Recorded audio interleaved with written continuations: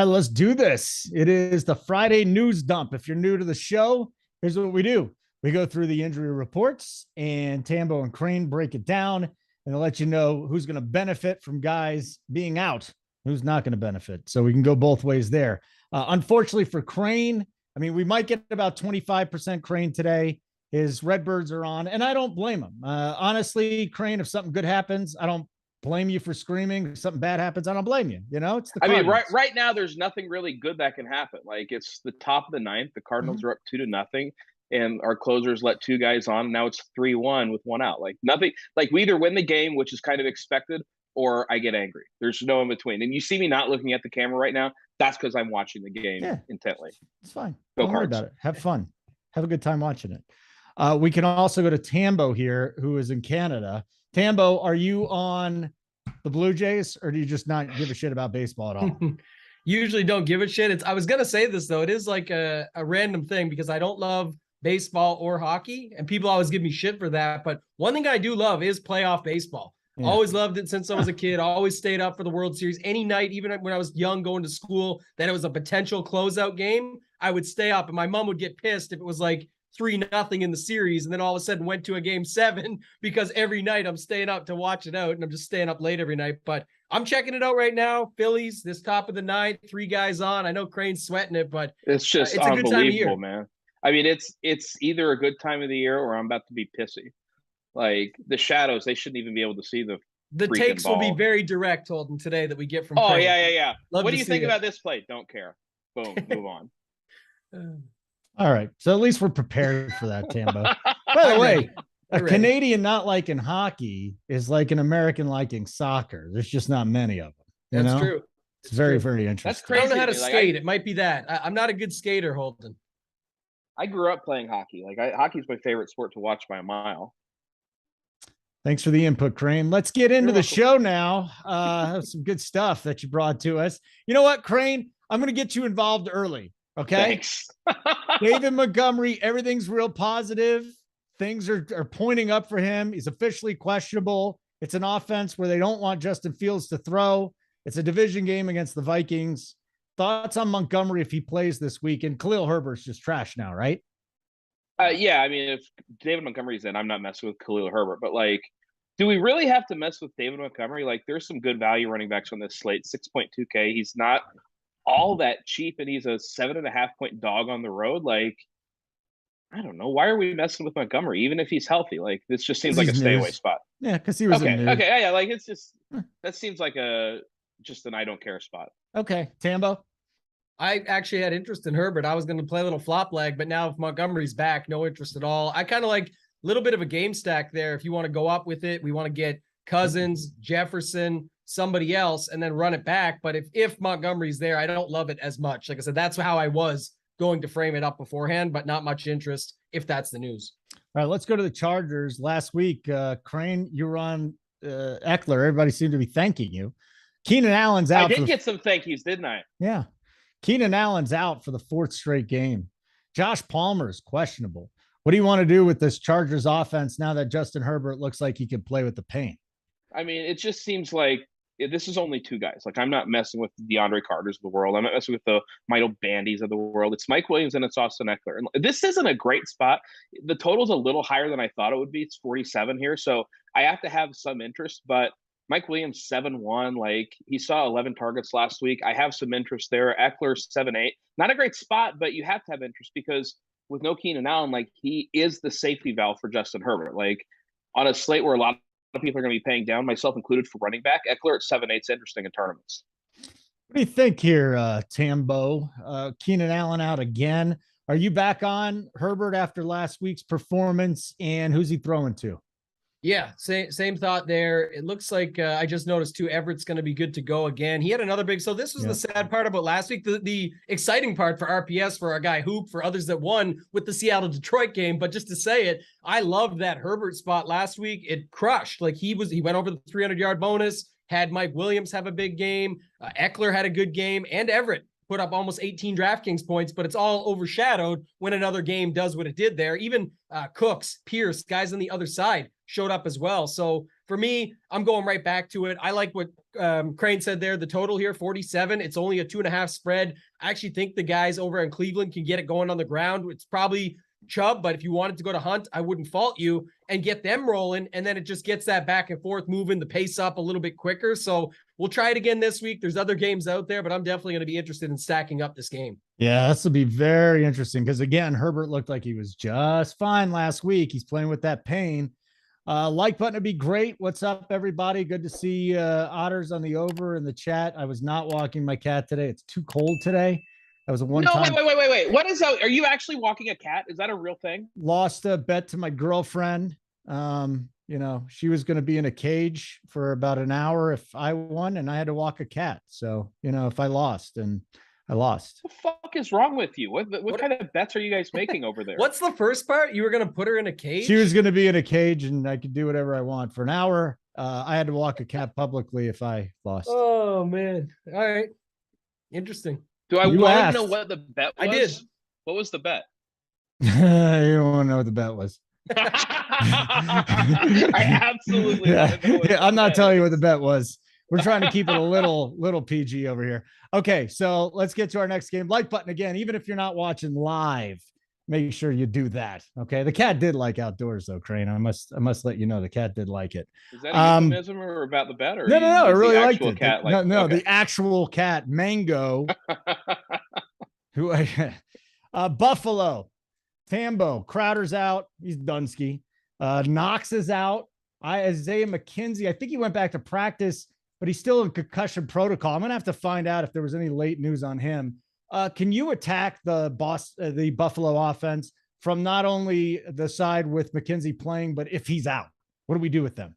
Yeah, this is going to be a Sunday morning decision for me. I've said all week, I like this. I think here's the thing about Buffalo. I like this side still. I like when there's a little bit of injuries there and we can condense it down even more so for a guy like Josh Allen. They tend to step on the other team's throat, push it till late, all of those factors. But when I'm looking at stuff out there right now, it looks like everybody's caught on to the same thing. So we're getting this guy at higher ownership. We're getting everybody thinking the same way. I might have more interest in actually flipping to the running game there with a guy like Singletary. Hope that he does some of the work in that game or just avoiding the game and looking for other ways. I do kind of like the secondary stacks though, so I don't want to avoid it completely when you've got Singletary with one of Pickens or Freiermuth. I think that's pretty interesting. Another way to go about it. And if you wanted to do like a wide receiver across from somebody, like I like Pickens in this game. I like this spot. I think Freiermuth is okay, but I don't want to go all the way to Pickett to make it all work. So I'm really debating on what to do with Josh Allen as of right now. I may end up just leaving him off and going for secondary stacks. And the other worry I have, Holden, maybe you or Crane have thoughts, but someone I don't remember who it was, but brought up a good point. What if with the Super Bowl aspirations, everything that Buffalo has, they just don't run them as much like you would expect in a blowout? Like maybe they don't push them as hard and they want to just keep saving them a little bit and they use all these other talents that they have to be able just to run the ball and close the game out. And he doesn't end up getting that rushing that we would expect that we so often get from a guy like Josh Allen. That's just my thoughts there. Here's the thing. I think if this was week 14 or 15, that would be a legitimate concern. We're in week 5 here. Like, I'm not worried at all about, don't run because we're worried about the Super Bowl in January. That's not really a thing. And as far as high ownership, we never see these quarterbacks, especially the expensive ones, get a ton of ownership, like inflated ownership. I mean, we're talking 10 or 11% here. Like, well, 12 to 15 is what I would expect. Yeah. Yeah, I don't think ownership's a reason to fade Josh Allen. You fade Josh Allen because you don't want to pay up a quarterback. Because if you're paying up a quarterback, like Josh Allen's just your dude. Yeah. I don't think this game's going to be as ugly as everybody's saying either, by the way. Kenny Pickett's terrible. Yeah, he is. Like, he is terrible. You know how bad Kenny Pickett had to have looked in practice for them to keep rolling out Mitch Trubisky for 4 weeks? He must have looked bad. I'm saying he had to look just terrible. And like, Tomlin, I understand like the interest in Pickens. Like, yeah, I think, Claypool did get the deep shot last week. Pickens, the targets are there. It's just going to be tough for me to click any of these Steelers names. I'm just not off of Josh Allen though, because it's going to be a 45-0 game. Tomlin historically road dog wins like 70% of those games. So he knows how to coach guys up. Kenny Pickett sucks. Buffalo's much better. That being said, I'm still not seeing like a 2-touchdown blowout at this point. Gabe Davis might have 2 touchdowns. That might happen. We'll see. If he's on the injury, was he on the injury report with the No, ankle I'm again? just throwing it out there. Well, I'll tell you, just like last week, he ain't doing shit if his ankle's bothering him. And that's what really kept him in check last week. Let's see, Gabe Davis. Look, I'm just he's keep full. being That's it. Fire him up. He's full. I'm just no going more to keep ankle. being overweight on Gabe Davis, and eventually he's going to go for 30. It's going to now because he's healthy. That's it. He is off the report. I'm glad we looked into that here. Let's continue. Zay Jones is playing. Jags head coach Doug Peterson says he's going out there. So Christian Kirk gets to go back to the slot. Jamal Agnew's not going to score 2 touchdowns again. Tambo, what about this Jacksonville passing offense now? Yeah, I mean, it's pretty interesting. The running backs are where everybody's going this week. When you've got James Robinson, the spot that they're in, everything. I know even people are making the Travis Etienne thing work where you can roll him out there. We just saw Eckler get his game going against them. So I think there's a spot here that you can go to it. I was talking a little bit about it today with Mayo on his show that we do in the studio there. And if you run it out like Trevor Lawrence, Kirk, Zay Jones, you have run back options. It's actually enticing. You actually have a lot of money that you can use at that point. You're already different. I see this is where I would say more like what Crane just said with the quarterback ownership. Trevor Lawrence is getting some love, but if everyone's playing Robinson, you could even play him with one of the running backs to get different that way and build out your lineups a different way. So I got no problem going to this game here if you think there's going to be action, but really easy to stack, right? With the Jacksonville side, it's those guys I said. With the Houston side, it's the same thing coming back. You've got Collins, you've got Cooks, Pierce, and then if you want to mess with tight end for Houston, you can, but it feels like a good spot. And the total here is lower, but there's not that many totals this week that are up there. So we could see any of these games pop off at any time. Hey, Crane, what do you think of this Jacksonville passing offense this week? I just love Christian Kirk, but is he going to be popular? No, I guess I'm seeing like between 15 and 20% ownership. That surprises me, honestly. But like, he's still in a phenomenal spot here. And I know Tambo was talking about Trevor Lawrence. I like him quite a bit. I don't think you need to stack it up either. Like, I like Trevor Lawrence. I like Christian Kirk. I even like Travis Etienne quite a bit in this game. And Etienne's kind of going to be one of my biggest leverage plays in the whole slate. But this is a situation where, especially moving Kirk back into the slot, like Lawrence is a guy at 5'6". He's just too cheap for what this Jaguars offense can do, especially against this bad Texans team. I had bad. They updated this since I wrote the notes. Zay Jones is out. Zay Jones is out. All right. So now Christian Kirk's not in the slot, but I'm still fine with it, right? It's Kirk and Lawrence. What are we worried about? Yeah. Yeah. No, I mean, it's you're still playing Christian Kirk here. Like, I mean, he's in a really good spot. Like, where are we getting this information from, guys? Just chill for 2 seconds. Zay Jones is ready to play in week 5 after he sat out the loss. Agnew's back to the special teams. Like, Zay Jones is in. Ready to play. That's why I had it 3 hours ago. You had it right. Yeah, he was out last week. Last week. Good. He's back. Christian Kirk's back in the slot. Beautiful. We figured that out very, very quickly. How are the Cardinals doing, Crane? Well, they were up 2-0 when I got on the call in the 9th, and now they're down 3-2. Can you tell by my anger? It's just like it's unbelievable. We get a ground ball to the second baseman, and our guy's playing in, so he can't turn 2. Like, it's just like I don't know why we brought in Palante when we had a strikeout pitcher and Flaherty ready in the bullpen. Like, it's like an all-time choke job. I know it's the first game of the first round of the playoffs. All-time choke job. It's not over yet. It's not over yet. You're going to be okay. All right, let's keep going. We are on to Tua because we know he's out. So Teddy Bridgewater starting week 5. Also, Tyreek quad. He's questionable. Mike McDaniel said he's hopeful Tyreek is going to play. So Tambo, how big of a drop really is it from Tua to Teddy Bridgewater? And then does this make Waddle a little bit more attractive if Tyreek's downgraded a little bit? Or is Tyreek just fine? You're not worried about it. Well, this is a mess if Tyreek is out, because that's the thing. I actually don't think there's a huge drop off. I think, Big T, myself, JSU talked about on this very channel on Tuesday. We did that show where we looked at games in the past, did a look ahead to try and tie it together. And the thing we said was Miami did a good job. Now, Teddy Bridgewater is not Tua, but what we were saying was he's able to get the ball around. And with these guys like Waddle and Tyreek, we think he could move the ball in a similar fashion, be able to give us some value out of this spot against the Jets. But if Tyreek is out, I think then it takes away because then they can just clamp down on Waddle. It makes things a lot tougher on this Miami team, and that would change things a little bit for me. If Tyreek is in and good to go and cleared and everything's all set, I'll definitely have interest in this spot. If not, I think they might actually lean a little bit more on that running game, and we could see Mostert be a guy that you want to go to here in the spot against the Jets and see if he can just pick it up on the ground for them. And then Teddy does enough to manage the game, but doesn't, really make it into your stacks as much. If Tyreek's in, though, I do want to stack them up. I think it's a very easy stack to set up, and you can run it back with whoever you want from the other side. Waddle is cheap. I think he's 6,700 versus Tyreek is 8,000 cheaper, I should say. So the only thing I would say about that, Holden, is if we end up with Tyreek being out and he can't go, you might want to go to the Zach Wilson side, as gross as it sounds, and stack him up with a couple receivers and then run it back with Waddle as a way to get different with Waddle if he becomes popular based on the spot. Yeah, I don't think Tyreek's out. I don't think he will be, but it's like you said, it's quad. I don't think Tyreek's going to be out, and I think he's one of the best plays on the whole slate. You're not worried about the injury report. He's fine. No, I think he's just good. I think he's perfectly fine. It sounds like this is just one of those kind of like low grade maintenance things. Like, I have no concern whatsoever for Tyreek. If he's in, I'm loading up on him in this spot. I'm mini stacking this game a ton with Tyreek and Breece Hall.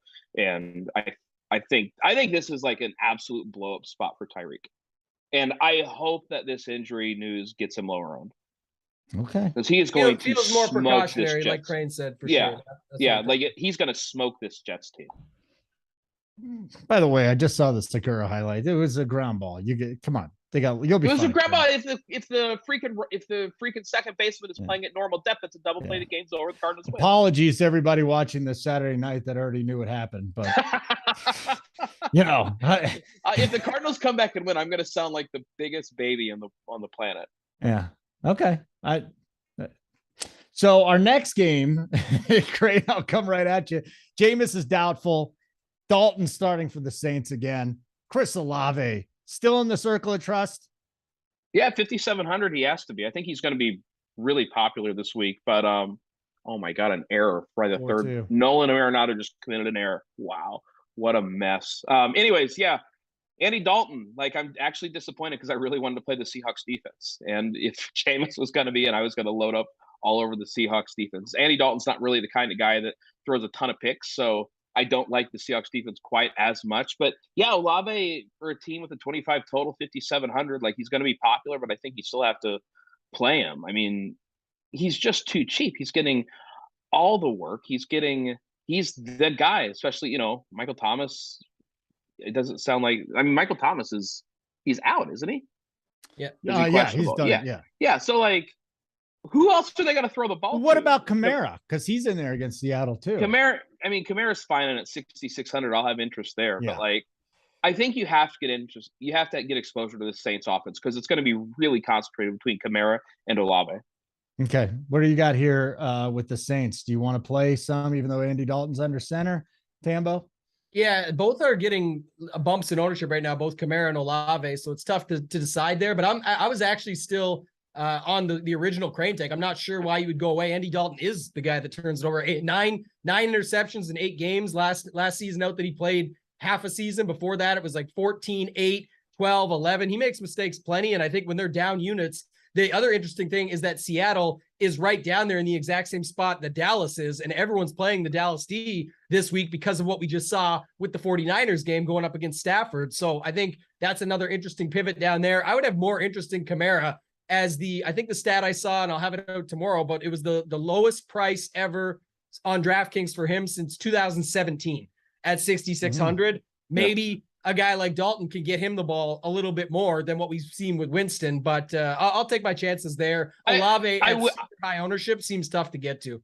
I will say I prefer Kamara over Olave in this spot. Same. Yeah, that's what I was saying. Okay. Yeah. We just got a little news to come down. Donald Parham's going to make his debut for the Chargers. Does that downgrade Everett a little bit, Tambo, or is Everett still the guy?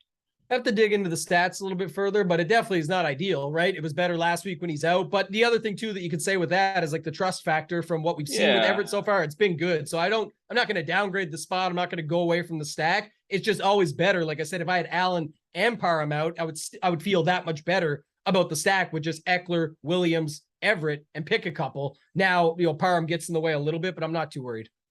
I mean, he's established himself there. Like, I'm not worried about Parham stealing stats from Everett. That's not going to be a real thing. Yeah. Amon-Ra St. Brown is where we're going next. Return to practice. He's got the ankle, but he is by far and away the best option there in Detroit. DeAndre Swift is out again. So is Jamal Williams in the mix. And Mac Jones is out. So it's another week of Zappy. This, to me, could be a fantasy goldmine. We discussed it just a little bit already, Tambo, but St. Brown's got to be in the mix. Swift is out. Jamal Williams. And then as far as the Patriots go, why mess with the passing game? Yeah, it's hard to. Zappy is, in, like you said, they've got issues of their own, right? I think it's going to be, I think I saw Jonnu Smith is out or downgraded to doubtful. And then, of course, Myers is still questionable. So, yeah, that's what it was. So you don't have much to work with there. But like you said, this is a spot where I'm not sure how the field's going to play it, because we just saw last week, and everyone knows the stat about Detroit allowing the most while scoring the most. So don't overthink it. All these factors you're seeing posted out there. And then you've got people on the New England run game, which then is easy to run a secondary stack, if nothing else, with pick a running back, whether it's Harris or Stevenson, and then go with a guy like Amon-Ra. Or even, here's one thought, and I'll get your guys' take, because usually I never chase this or anything, but do you think many people will go back to Hawkinson? I'm not expecting a career 41-point DraftKings game, but I don't think so. Like the DFS general community is just a little too sharp now just to suddenly pay $4.9 for Hawkinson. Right, but what I'm saying is that's what adapt to the new world that we live in. I'm going to say you have to adapt a little bit to the new world we live in. I'm not this happens in golf all the time. A guy gains 6 strokes putting one day, sets a record low, and then everyone avoids him in showdown the next day, and he still gains 3 strokes putting, not 6, but he still puts up a score that wins the slate. And I'm saying here, no one's going to go back to Hawkinson because they think they're chasing 42. What if he puts up 23 again at 4,900? That's pretty solid, even though it's not 42.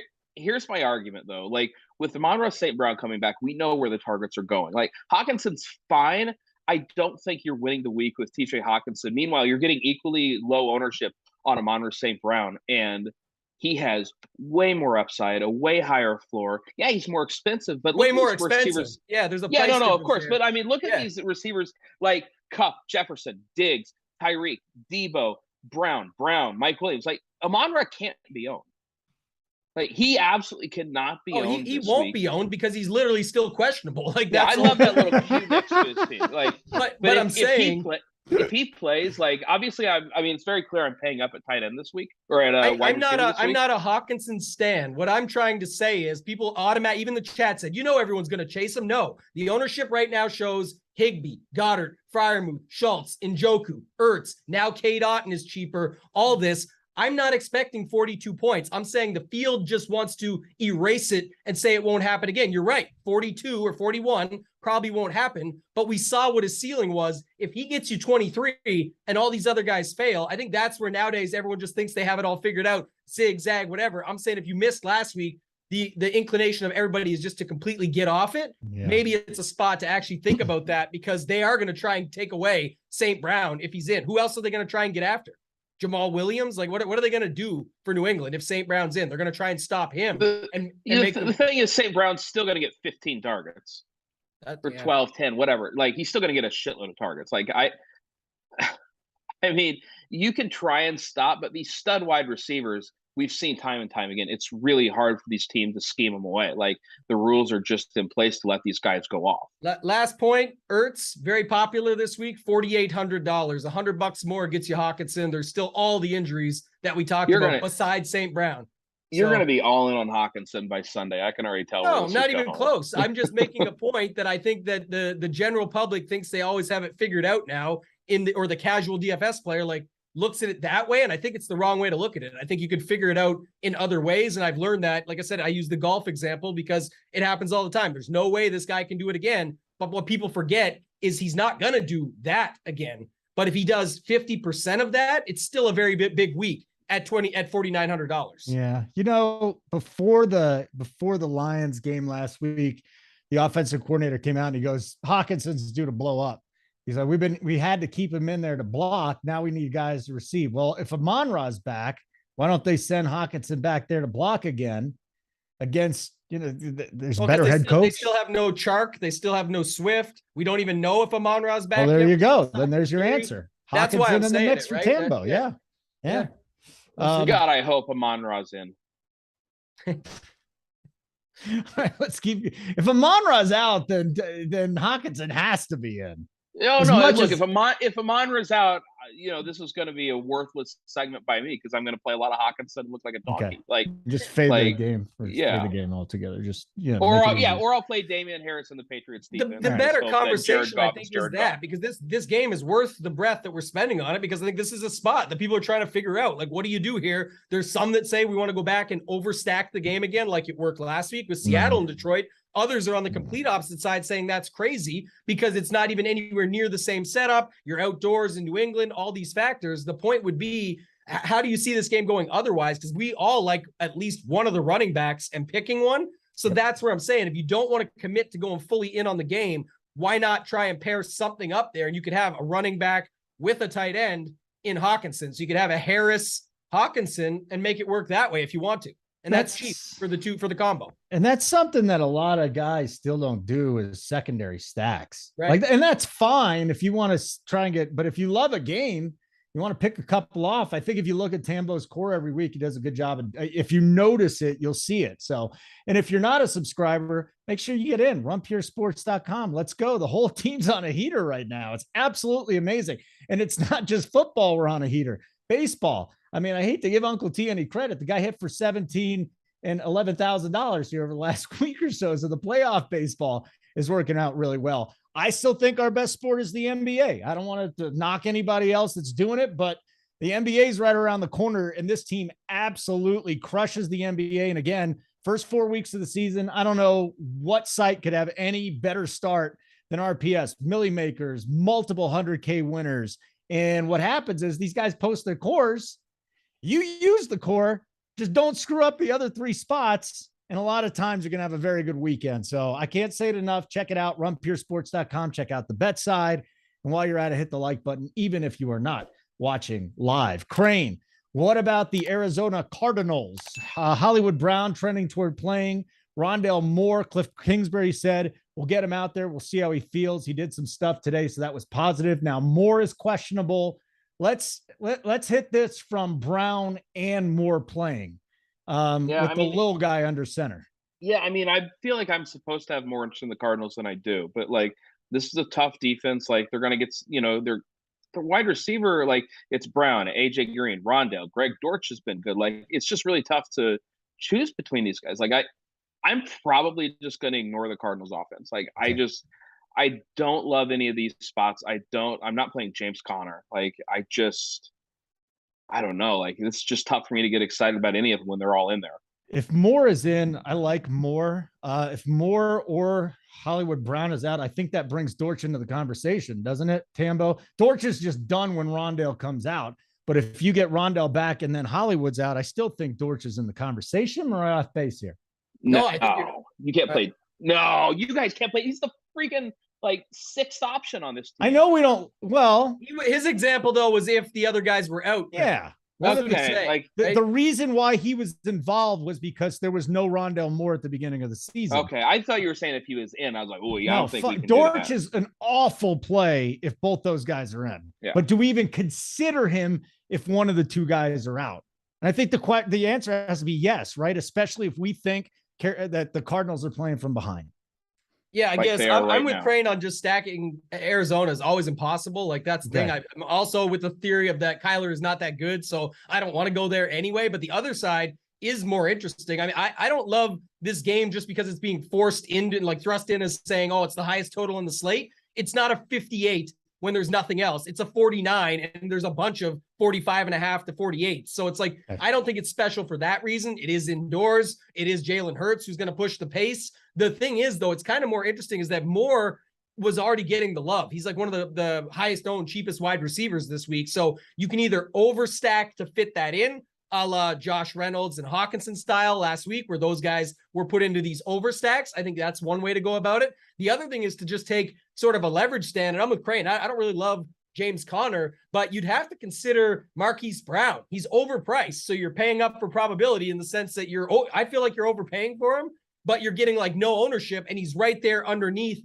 AJ Brown. So if you wanted to do something in this game where people are playing Moore and Ertz and go Hurts with Devontae Smith with Goddard and run it back with Marquise Brown. You're in the same zone, in the same place, similar ranges. You're playing Goddard instead of Ertz. You're playing Marquise Brown instead of AJ Brown, and getting a different setup in your build altogether while stacking up a good spot. And then you can start fitting in those secondary stacks that we talked about, Holden. That's just a little bit of a way I'm looking at it for at least for this week. Freaking love this show. You get so much information just from guys that are injured, you know? I'm just going to say, like, yes, Marquise Brown is explosive. Yes, he's in an offense that can blow up. And yes, he's overpriced and going to be unowned. I think you can get similarly low ownership on game guys in that price range that are better plays. Okay. Yeah. I think Rondale Moore personally is there, but that's why I said, like, I'm always of the theory, like, don't play the players, play the game. I know Marquise Brown to me sucks. I'm a Ravens fan. I was happy to shed ourselves of him.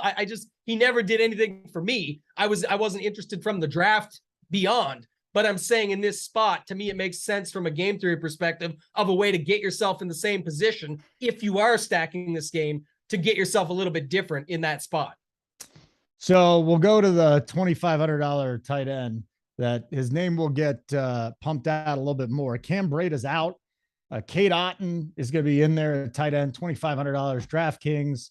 Atlanta, third most receptions to tight ends through week 4. His mom just died. I mean, there's awful things going on in his life. Do you want to dig into Cade Otton, guys? I got. Are we sure it's Cade Otton and not Kyle Rudolph? Am I missing something here? Kyle Rudolph was not even active last week. They hate him. I mean, that's fine, but like, let's say he's out. Sure? Let's say no Rudolph again. Look, Cade Otton is this kind of guy that I always fade because I think he's going to be too popular. Then he scores a touchdown like every time this happens. So, if he is active and if we get confirmation that he is the starter, I will have some shares of the $2,500 tight end that's going to start for the team with the 4 touchdown total. Like, I'm going to have some shares there, but I'm going to definitely need some confirmation that he's going to be the starter because I don't think we have that right now. Thoughts there, Tambo, on Otton if Rudolph is gone?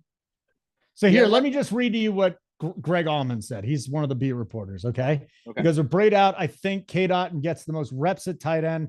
Rudolph will dress, but he's been a healthy scratch. Plenty of rookie and Keeft as well. I don't know Keeft. Keeft, that's a great name. He was the backup to Otton, like when last week when Rudolph was scratched, he's still the backup. 9% route participation. Otton had 56. Yeah, don't see it being him. I mean, to me, Cade Otton feels like the cash game play. Like, you're attached to a good quarterback. The spot can be okay. He's only 2,500. He makes it all work. Maybe it makes everything else work. I don't know. I'm just saying, for me, I just don't see any type of ceiling there or anything like it. You're just playing him to make everything else fit. It's not that you need a ceiling anyway. My point is more, it just feels like a lot of people will go there, and I don't really need to. I'm just going to play the guys that I think can score 20 plus. All right, let's move on. Are there tight ends like that on the slate? I think so. All right. Really? Okay. I feel good about my tight end pool this week, just to name some. But like I mentioned the Hawkinson thing. I think Ertz, Goddard, both in that game. Yep. Higbee just catches it and falls on it, but he's only 4,300. He can get you 15 to 17 just by catching it and falling on, 7 for 70, and you got 14. So I think there's spots like that. I like Everett in that game, even with Parham. We talked about it. So there's a lot of guys that can get you more than what Cade Otton can. But again, it's all what you think about that game. I guess it comes down to that too. We didn't talk about it, but Brady in the the divorce narrative, people are calling it, where the divorce. I'm not buying into that. Anybody that's ever been divorced doesn't care about when it's filed. They know it's coming for months. Yeah, the filing date doesn't matter. Yeah, that's not a real thing. You're just hoping she falls off a cliff or something. By the way, in case you guys are wondering, and I know everybody watching this Saturday night isn't going to give a damn, but Yadi Molina is up right now and is the tying run. Yeah. He can't hit it out of the infield, but god damn if he's not going to try. All right, good. Well, maybe there'll be an error for you, Crane. I'm always anti Philadelphia, so you don't got to talk to me about that. Kyle Pitts is out. Does anybody want to respond to this garbage? Drake London gets a bump up. I don't know where I'm going to get my 3 fantasy points from. That's for sure. There's no Cordero Patterson. So maybe there are some opportunities in this offense. I think Drake London honestly is a good tournament play. Like, I don't know where else they're supposed to go. Zacchaeus is bad. Kadero Hodge isn't good. Demir Bird isn't good. Like, Yeah. I honestly think Drake London's in play. Parker Hesse. Or they just lock his ass down and this just gets out of hand. Maybe that's definitely in play. That's my thing, and I don't love that. And the other thing, people are talking about in the chat, the Julio revenge game. My problem with this Tampa Bay stack is, again, people are just nuts. Like, on paper, sure, whatever, but like, you need condensed offenses, man. He could throw it to Fournette. They were getting Rashad White into the mix last week, regardless. And that was actually, I'll post a tidbit on my Twitter tomorrow outside of the blow. And it wasn't just that. Someone posted a really good stat on the White stuff. So you got Fournette, White, Gage, Evans, Godwin, Julio, Otten. Like, what are you doing here, man? If you're stacking that up, hoping to get, just go all in if you're doing it, because he's going to be heavily owned at quarterback. His stacks will be owned because people can stack with Fournette, Godwin, Evans, all the regulars, Otten now. And how likely is that? It's like stacking up Arizona, who we just talked about with Kyler and all those guys. It's so much harder to do. I would rather just use a secondary stack in this game than try and figure out who I'm going to get right with Tom Brady. People say, oh, I know who to stack him with. Doesn't mean you're going to get it right, though. So commit to it and do it. Go ahead. This is one of those spots where I never stack. Yeah. And if you do, by the way, you have to double stack. Like, you can't just stack Brady with one of these dudes. You have to double stack, but I'm saying, like, if I set a rule and say, okay, I need at least 2 of these guys, it's like a 6 or 7 person pool that you're working really with that it technically could be, versus other offenses we have like 3 guys, and it just works. And that's that's one of the reasons I prefer Lawrence here, because I know who I'm pairing him with. Right.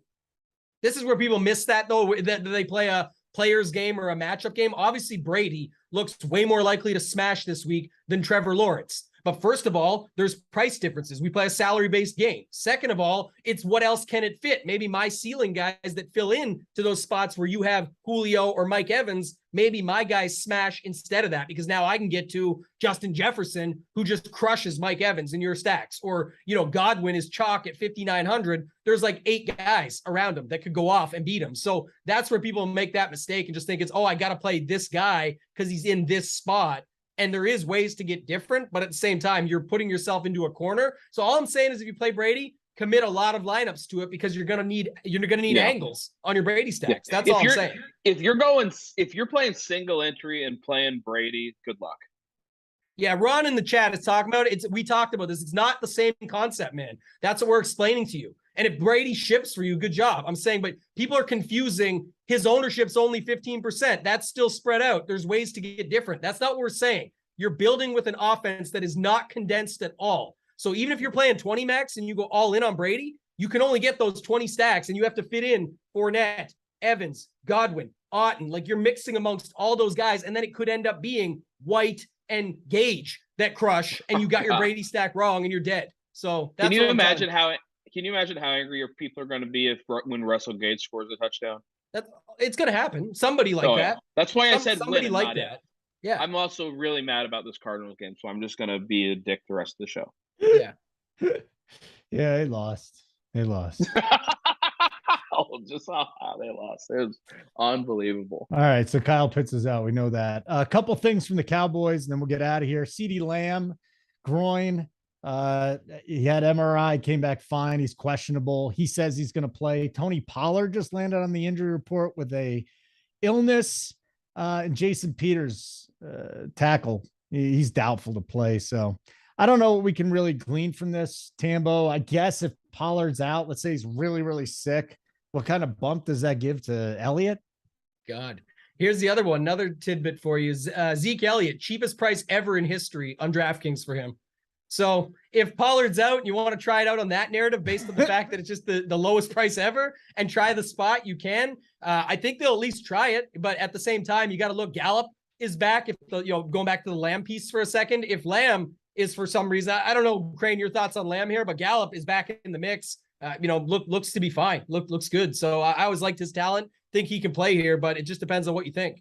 Yeah, I'm just going to say, if Lamb misses, don't be afraid to play a little Noah Brown, because Cooper Rush very clearly trusts him. I mean, he's still seen, 6 and 7 targets in the last 2 weeks. And he's going to be 1%, even if Lamb misses, because everybody's going to flock to Gallup. This isn't a spot I love, but I think in tournaments, Noah Brown at 4.9 would be interesting if Lamb misses. Scott Foster. Is this the bad NBA referee? Yes. Matt Ryan's brother is Tom Brady. The dusty dust. You guys have been saying this for a decade now. The guy's he threw for 6 TDs against Atlanta last year, didn't he? In a game. Don't worry. Eventually that joke's going to be funny. Yeah. I don't think it's going to be funny right now, though. I'll tell you that much. We're done. Nothing's funny right now. No, because your team lost. And I get it. My team just they freaking 2-0 lead with 1 out in the ninth. Hey, at least it wasn't the wild card game. You'd be done. It's only game one. It's only game one. Yeah. Yeah. We have Miles Michaelis throwing tomorrow. I don't feel great about that. Yeah, you shouldn't. It's too bad. Okay, we're done. Hit the like button on the way out. That's the least sincere "it's too bad" I've ever heard in my life. No, I mean it is. Too bad. You know what I'm saying? Like I said, I don't like Philly. I don't like Philly. I'm rooting for your Cardinals, but that was just ridiculous what just happened right there. Okay, and the baseball is off to a really good start, by the way. A couple of fun games. We'll see what happens. It was not off to a good start anymore. Where do you get your hair cut, Crane? Do you do it yourself? Oh yeah, just buzz it? I don't even mess around. Yeah, like if I hit a big win, sometimes I'll go to the barber, Okay. But more than just. I need to do that. Tambo, when's the next show we're going to catch you on?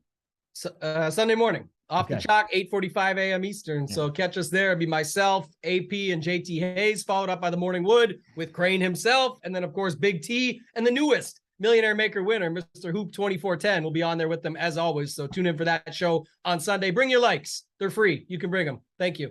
Yep, and premium show, JSU, Dunkel from the bet side, myself. We'll take you up to the lock. We'll go through all the injury reports there. We'll get your questions. We'll talk about everybody's cores. Get in and run Pure Sports right now. So again, you'll catch us all Sunday. Tambo first, 8:45 Eastern. Then the Wood with Crane right when that show's over. Right around 11:30 on the East Coast. We'll get the Up to Lock show. All right, boys. Great stuff. Helmet, get us out of here.